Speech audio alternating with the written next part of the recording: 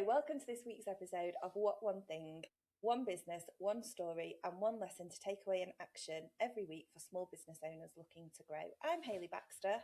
And I'm Phil Davenport. And today we're joined by Lisa Johnson, who built a multi-7-figure business, found herself on a super yacht in Greece, and realised she'd rather be at home with her friends having a Chinese buffet for £6.99.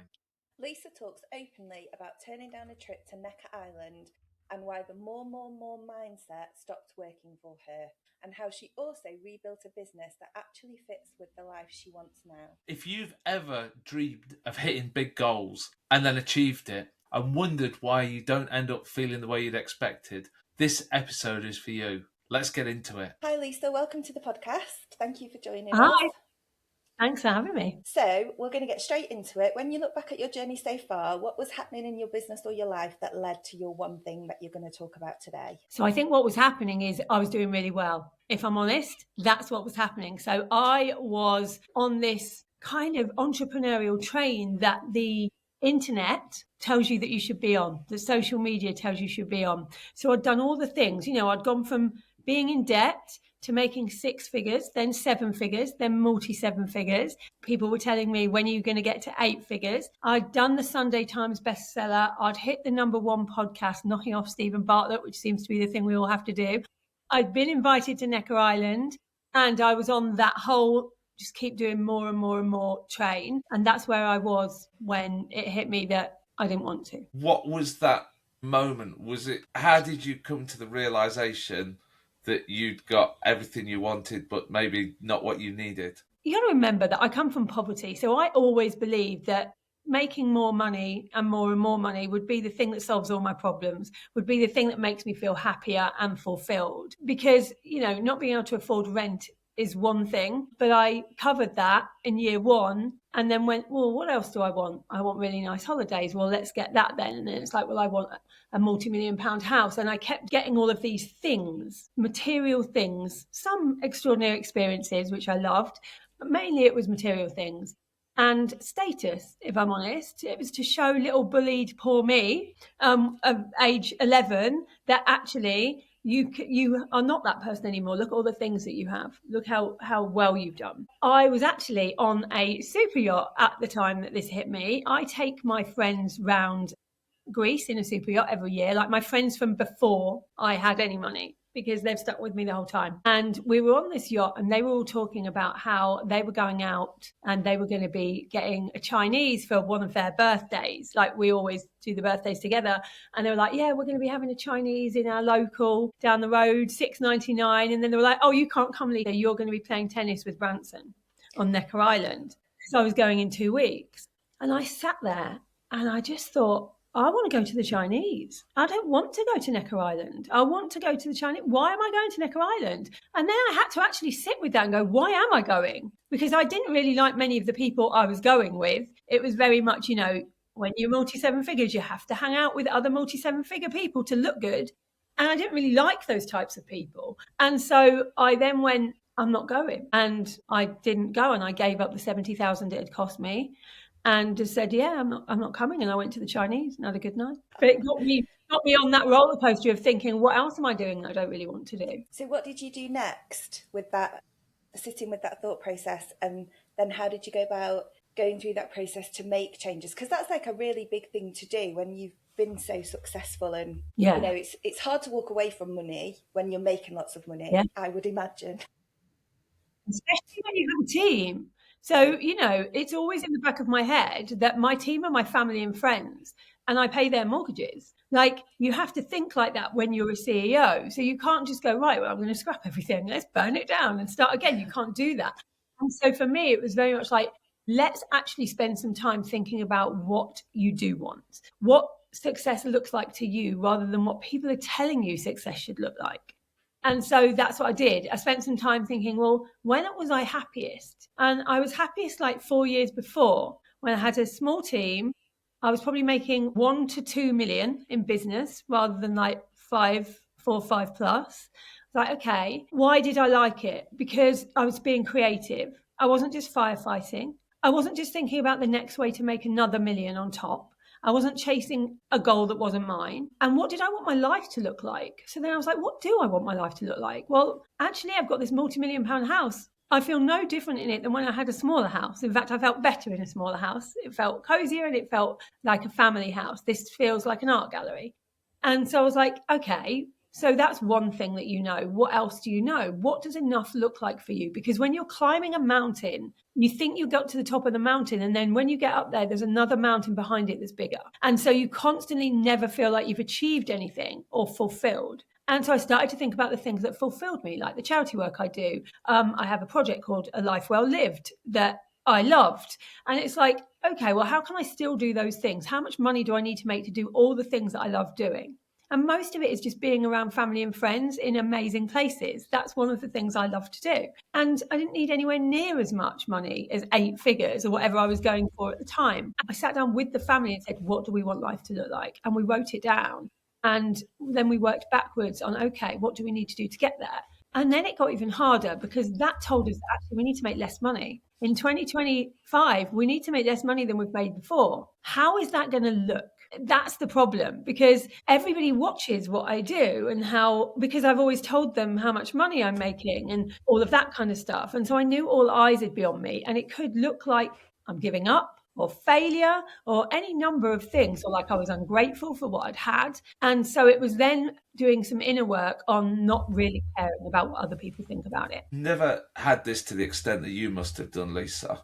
But as British people, and this is a real generalisation, I'm probably tarring people with the wrong brush here, I find you have to work out who the people are that celebrate success, because there's a lot of people that feel a lot of negativity towards success in whatever you do, from boxing, from fitness, from money, from life.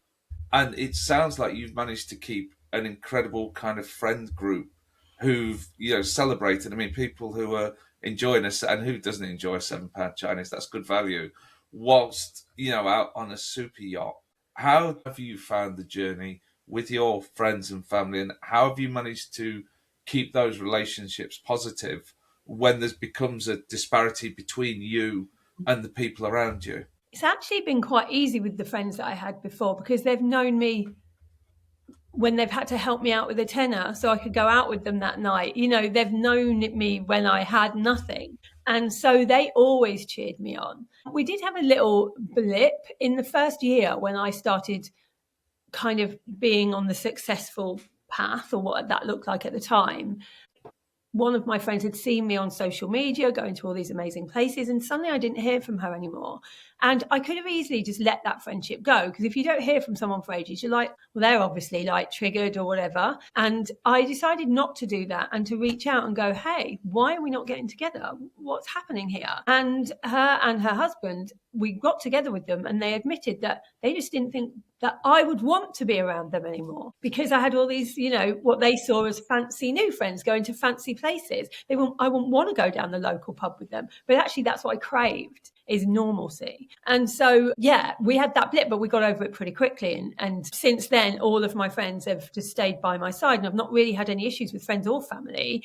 I've had more issues with people in this industry, where I've made friends and then been used, or, like someone, I don't know why they're friends. Like, I trust everybody, or certainly used to. And it got to a point where people were being friends with me because either they wanted to be seen as being friends with me, or they needed my audience and they hoped that I would sell their stuff, all sorts of things. And as soon as I put boundaries in the way and said, well, I can't keep doing that, I wasn't their friend anymore. So I've had much more issues online than offline. The offline friends, they don't care about what I do. They'll take the piss out of me just the same as anybody else would. Like, they keep me grounded because they know that I'm just the same person. I haven't changed at all. And they say that as much as anyone else. Like, you're just the same person with a load of money. And I share that wealth anyway. It's not just for me, it's for all of us. So now you've been on that journey, and 2025 has been, I assume, a transition. What's changed for you? What's changed now you've got this right? So I am so much more peaceful and fulfilled, because I think that when you're unaligned and you're on somebody else's success journey, you might not know it, but you never quite feel aligned. And so as soon as I changed it, so my house is on the market, when we want this other house that we've seen, which is much smaller and much cozier. I still buy lovely things, luxury things, but I'm buying them with a real intention of, do I really like this thing? Or am I buying it because it makes me look good? Because I definitely think I was buying things because of the status of them. And I realized that no, actually, I do really like nice things. Like I love clothing and things like that, but it's at least making me think about it now rather than just, and I have said no to some things. Like people have said, oh, do you want to go to this like fancy place? I'm like, no, I actually don't really want to go there. I know that it would look good on camera, but I don't want to go. I just don't. So those kind of things. And when people invite me to things that have a lot of multi-7 or multi-8 figure people in them, I generally say no. They're not the spaces that I want to hang out in. I want to hang out with people that I like, not just people because of where they are in life. And so it's changed quite a lot from my side. Like we've gone down from 4 point something million revenue in 2024 to 2.8 this year. I intend to go down to around 1.5 to 2 next year, because it means I work less when I do that and I can spend more time with the kids. And I'm doing a lot more on the projects that I really want to do, like working with Bullies Out, and which is a charity I'm an ambassador of, but also starting my own charity, which is my 2026 project, because I'll have more time to do it because I'm not working so much. I'm not doing so many things. We've gone from 15 different things that we sell to 3, and it's just easier. So you reached the phenomenal point that kind of, and I think the oldest saying that I've ever heard that took me about 35 years to understand is the journey is the goal. But you reach this phenomenal point where you've got super yachts, you go into places that you actually don't want to go to have photos with people you don't want to meet. You have this huge point where you say, do you know what, actually, I want the £6 all-you-can-eat buffet. How did you then align what you actually needed? What was the process that you went through? Because you're clearly very smart, Lisa. How can other people go through, especially, I think this pod might come out just in the new year, as people are trying to set those goals and work out what they want, how their life's going to pan out. How did you go through that process? What were the steps you took to work out what is enough and what do you want? So the first thing I did was sit down and actually put together a spreadsheet, which sounds so basic, but it works. How much money do I need to pay for things that I need to pay for, like mortgages and things like that? How much money do I want for luxury? So like, how much money do I really need to just do the fun things in life? How much money do I want for giving and charitable work? And how much do I need to put aside for the future, for investing and that kind of thing? And then I worked out what that number was. And then I divided it by month, so I knew what I needed to bring in revenue. Then I looked at the business side of things. So if that's how much I needed, how much does the business need to make to be able to give me that and pay for my team and pay for the business expenses? Once I had that number, that gave me something to aim for. And there's a real sense of achievement when you actually give yourself something to aim for, that you know why you're going for it. I think a lot of people in this industry go, well, I want to make 7 figures. And they have no idea why. There's no purpose attached to that. It's just because it's something that people say, I need to make 6 figures, 7 figures. And when they come to me, people say to me, well, I want to make 7 figures. And I'll be like, why? Oh, no, because I want a lot of money. And it's like, work out what you actually need, but work out what you actually want, because that will give you a much better feeling. So the first thing I did was that. The second thing I did was look at the business and go, what do I enjoy doing in this business and what don't I enjoy? I had a mastermind where people were paying me $35,000 a year, and a lot of people paying me that. And I wasn't enjoying it anymore. I was like, there's something about this mastermind that I don't enjoy. And so I just stopped doing it. Just because you can doesn't mean you should. So I just stopped. So I think the next thing to do is write down everything you do right now in your business and cross out anything you don't actually enjoy doing. You can always work out how to then replace that income. So what I did is I stopped that and I said, what do I love doing in business? I actually love intimate sessions in my own house, like 10 people for a strategy day. So I put 2 of those on a month over the whole of, we had 100 people come through this house in 2025 in groups of 10. And that profit-wise made me the exact same amount as doing that mastermind. So you can always find a way to do something you love to replace something you don't love. And so that was like my next step, like working out what I wanted to do in the business. And the third was to actually work out what fulfills you. Like, it's never money or work. You think it is. I thought it was for a long time because I've been conditioned to think like that. But it's actually, what brings you joy?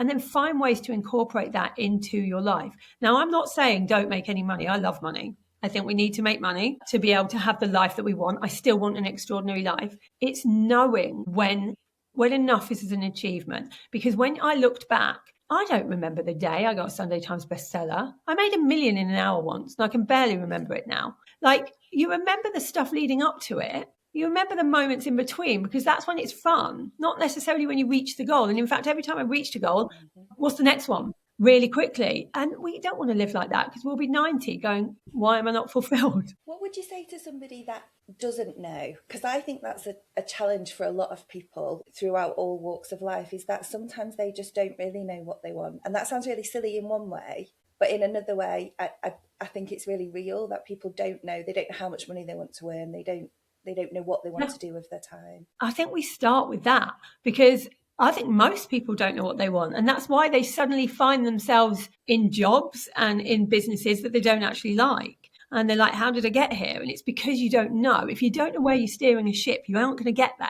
So I think it's actually really important to spend the time dreaming, to spend the time just really thinking about what would feel good for your life, what would make you excited for your life. And I think that's actually a really hard thing to do, because we're not conditioned to spend time still and thinking, daydreaming and being creative. We're conditioned to do action, action, action. So it's actually giving yourself space and time to kind of really think about it and go, well, what's given me joy in the past? And another way to look at it is when you look at other people, when you feel a kind of twinge of envy or jealousy, that means they're doing something or they have something that you want. That's a really good guide. At the beginning, I used to look at people who are rich and get that whole envy. Why them and not me? And it made me realize that that's because I want that. But I realized towards the last couple of years, I was looking at people that were like spending loads of time with their kids and getting a twinge of jealousy. I was looking at people that were really healthy and had time to go to the gym and getting a twinge of jealousy. And I was like, okay, that's telling me that's what I'm working towards. That's something I actually want. I absolutely love it, because that's such an actionable fact, isn't it? I can't remember. There's a term about jealousy and kind of gratitude and all those kind of things and I think you've hit the nail on the head of looking at other people. I think the other piece that, and again, probably as Brits we're terrible at, is seeking help from people who've been on the journey and actually taking a moment and having that humbleness to be able to reach out and say, can I pay for your services? Can I get some coaching? Can I work towards happiness? Because if we're not flipping getting coaching towards that, then I really don't know what we're hoping to achieve in this world. Yeah, I think you're so right. It's about, like, we're so good at spending money on things that are going to make us money, but we're not very good at spending money on things that will help us realize what we even want. And we need to be able to do that more. And to be honest with you, I was exactly the same as everyone else. So when I first started, someone said to me, your ambition is going to make you unhappy. And I said, what do you mean? And he said, you're just going to keep going and going and going. Like, you think money is the answer, and it's not. And when you've got nothing, you can't listen to that. You're very much like, it's definitely going to help me. Like, you would say that. You've already had the money. And now I'm in that position where people are looking at me going, well, you would say that because you've had the money. But I wish I'd have listened, not to make no money, but to really work out what the goal is and stop at that point rather than keep going and going and going. But I think it's hard for people to understand that if they haven't been there. I agree with that. And I also think there's something about permission that keeps coming to my mind. It's like giving yourself the permission that you don't have to be this successful, what society's defining as successful, I suppose. It's what it is to you. And there's definitely a permission thing in there, I think. Yeah. For some of my clients, all they want is to be able to spend more time with their kids. They just want freedom. They want to be able to go on a couple of holidays a year. They want to not have to worry about, whether they can afford some nice clothes. It's those kind of things. And they get those things. Sometimes that only takes 5 to 10K months. And they get those things. And then they get them and then they carry on. And then they're stressed because they're like, well, we need to bring in 200 grand a month. Otherwise, we need that. And I'm like, do you remember when you only wanted 5K? And you said you would be so happy if you'd got that, but you've forgotten. People forget. And it's like, well, they're comparing themselves to other people. Well, that person's getting this, so I need to get that. And actually, the level of success and your self-esteem and your self-worth is not based at all on how much money you bring in. It's about so much more than that. But It's hard to see that sometimes, I think, in an industry that's this noisy. I think that I completely agree with what you've told us there. I think there's a few pieces at play. I think one of them is the law that you make that huge jump at the start, and then once you've got to a point where you can afford a house, and it's the Joe Rogan thing, but you walk into a restaurant and you buy a steak. You don't think about how much is the steak. You don't think about, will I be able to have breakfast tomorrow? But you've got that level of wealth there. And then additional to that, you're actually adding very little, but you start to work really, really hard because you've not managed to realign. And I certainly had this with the fitness journey and probably with the business journey at the same time, that you get to a level where you can run half a marathon and you're still pushing and you start to get injuries and you're pushing so hard. And actually you have to stop and think, okay, well, why did I want to do this in the first place? The reason I started my business, the reason I went on this journey was to get more money, was to be happy, was to spend more time with my family. And it's that realignment and that sit down of goals. Yeah. So who is your ideal person to work with, Lisa? And how would they get in touch with you? I have two different ideal clients. The first is someone that is where I was, not making enough money in their business to get the basics and the luxuries. So, people who are doing a one-to-one kind of job and they want a one-to-many job. So they come to me and we work out how they can scale a business without using more of their time. So they're the first people. The second people that I've started to help recently are people that have got to a quite decent place in their business and realized that actually they're not enjoying it. And so I'm now helping people to align that. Like maybe they've been a coach for years and they're like, actually, I'm not enjoying coaching, but they have all these transferable skills they can do something else with that they actually really love, and helping them work out how to do that, how to go from one thing to another. And how do people get in touch with you, Lisa? The easiest way is Instagram, because it's me that answers that, not my team. So I'm on @LisaJohnsonStrategist. Fabulous. Thank you so much for joining us today. No worries. Thank you. Wow. What an inspirational speaker Lisa was today. And what one thing that could maybe only come from somebody who's achieved and done as much as she has within the corporate or the commercial world, however we'd like to kind of phrase that. But she was a really inspirational speaker. What was your one big takeaway from that, Hayley? I think it's really interesting because I think it is easy to sit and listen and think, as we alluded to in the conversation, that it's easy for Lisa to do that because she's kind of made the money, she's got the success, she's got those choices. Whereas there are lots of people out there that potentially won't feel like they do have, because they're still trying to accumulate that wealth and that profitability, and they're very much on the journey. But actually, I think it's something that everybody should think about when they're starting their business or when they're on their business journey, because it's really important that you do understand what you're trying to get to and what that good looks like for you. And I think it's really easy, exactly like Lisa said, to get caught up in the hype, and particularly if you're in, we've talked a lot about how peer groups are very supportive and they're a really good thing to have as a business owner. But with that, you can also get caught up with someone else's dream or someone else's journey, when actually, if all you want to do is, is achieve X, why are you trying to achieve Y? And just get swept along on that journey. And I don't think enough business owners really think about it when they start or when they're on the way. Partly because sometimes they just don't know, partly because they're just trying to make a success of the business as they're doing it. And partly because it's actually a little bit scary, I think, to sit down and go, this is what I want, I don't think people are very good at doing that for lots of different reasons. So what was your big takeaway? I think the first and probably the biggest takeaway from Lisa is just that she is absolutely unshackled from the amount of kind of head trash that we sit in. She isn't thinking kind of tens of thousands or thousands.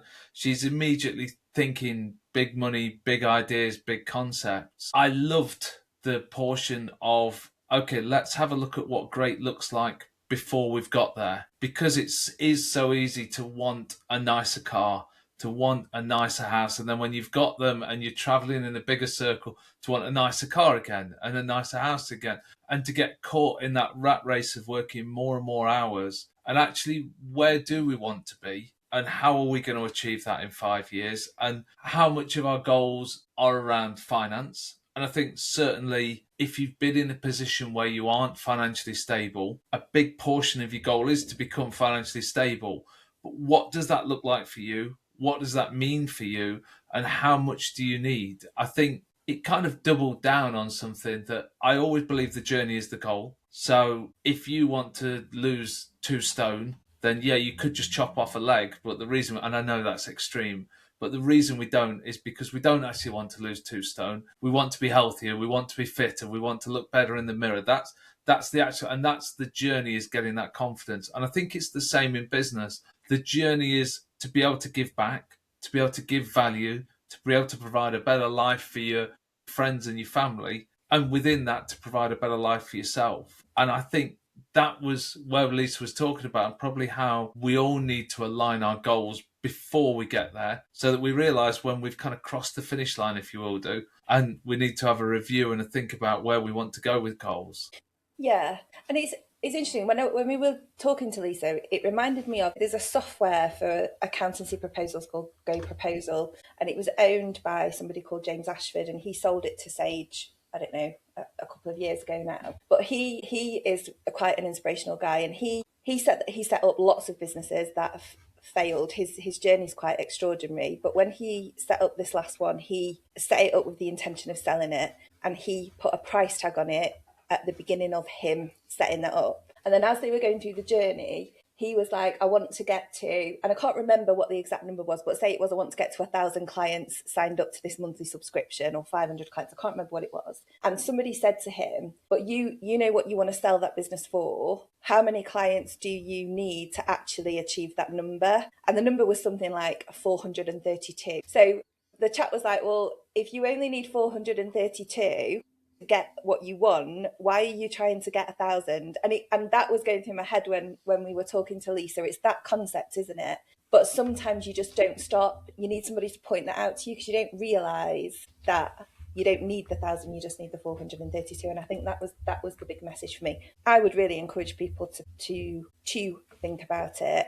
And it was ironic because I had a call with somebody afterwards, and we were having a very similar conversation about their journey and how much they needed to earn to live the life that they wanted to live. And when you actually go through that process, it's interesting what comes out of it. Definitely. Thanks so much for joining us. We hope you found one thing to help move your business forward. And if you did, please do us a favour, share this episode with someone else who's on the same journey. We'll see you next time on What One Thing.